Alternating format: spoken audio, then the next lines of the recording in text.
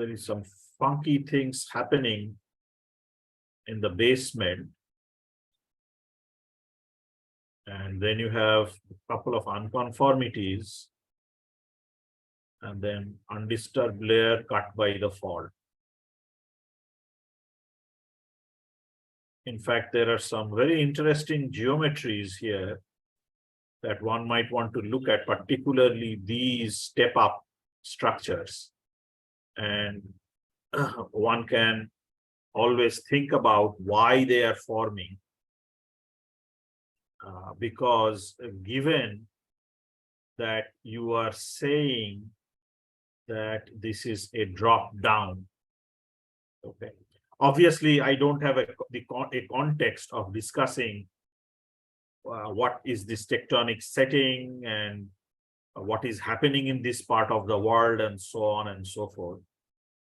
But this is most likely some sort of an oil play that has been modeled using data from there. And obviously, there are some issues with the data.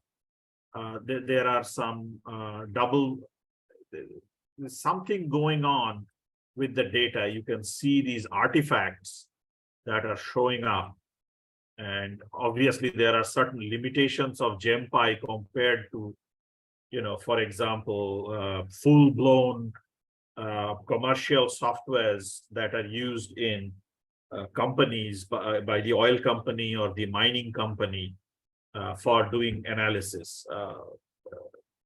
This is the difference.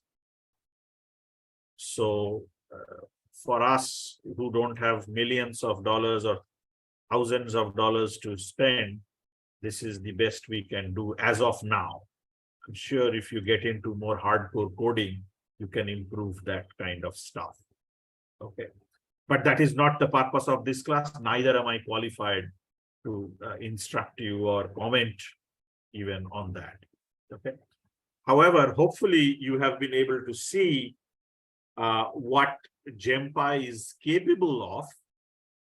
The intricacies, if you are interested, we can cover in an upper level class, but the intricacies of the data and the series and what individual functions do, that is beyond the